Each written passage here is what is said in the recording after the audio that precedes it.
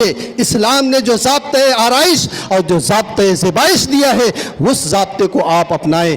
آقائے کائنات صلی اللہ علیہ وسلم کے سینے پر جو قرآن اترا ہے اس قرآن میں رب کائنات نے عورتوں کے لیے یہاں تک فرما دیا ہے وَلَا يَضْرِبْنَ بِأَرْجُلِهِنَّ لِيُعْلَمَ مَا يُخْفِنَ مِن زِينَتِهِنَّ کہ وہ اگر اپنے پاؤں میں پازیب پہنے ہوئی ہے تو اپنے پاؤں کو چلتے ہوئے اتنے زور سے نہ رکھیں کہ ان کے پاؤں کی جھنکار کسی غیر مرد کے مرد اور کان میں جائے۔ آپ ذرا اندازہ لگائیں پردے کا اسلام نے اتنا اہتمام کیا ہے، اور ہماری شادیاں کسی جو ہے تماشے بازی اور کسی جو ہے عیاشیوں سے زیادہ نہیں ہوا کرتی ہے، حد درجہ بے حیائی، حد درجہ بے پردگی ہوا کرتی ہے، اتنی کہ آدمی اگر باوقار ہوتا ہے راستہ بدل دیتا ہے، جاتے ہوئے شرماتا ہے، شرم سے جھک جاتا ہے۔ مسلمانوں اپنے مذہبی غیرت کا پاس و لحاظ کرو، شرم نبی، خوف خدا یہ بھی نہیں وہ بھی نہیں، کچھ تو اللہ و رسول کا خوف اور کچھ تو سرور کائنات کے منہ دکھانے کے قابل اپنے آپ کو بناؤ۔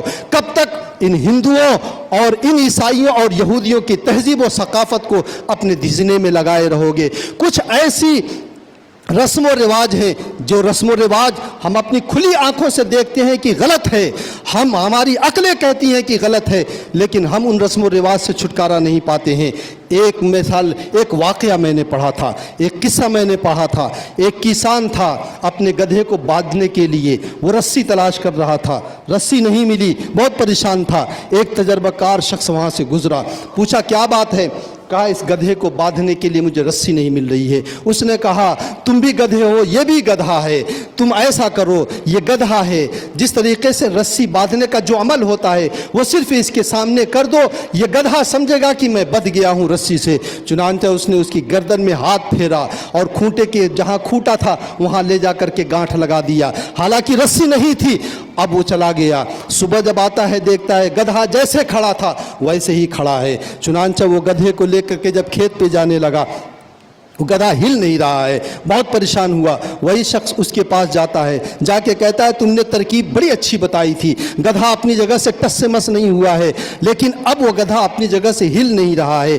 تو اس نے کہا یقیناً تم بھی گدھے ہو اور وہ بھی گدھا ہے، سنو جاؤ جس طریقے سے تم نے باندھنے کی ایکٹنگ کی تھی اب کھولنے کی ایکٹنگ کر دو۔ وہ جاتا ہے، کھولنے کی ایکٹنگ جب کیا گدھا چل پڑتا ہے۔ نتیجہ اس سے کیا نکلا کہ گدھا جس طریقے سے یہ تصور کر بیٹھا تھا کہ میں رسیوں سے کھوٹے سے بندھا ہوں، اسی طریقے سے ہمارے معاشرے میں کچھ ایسے غلط رسم و رواج ہیں جن کے کھوٹے سے ہم بندھے ہوئے ہیں۔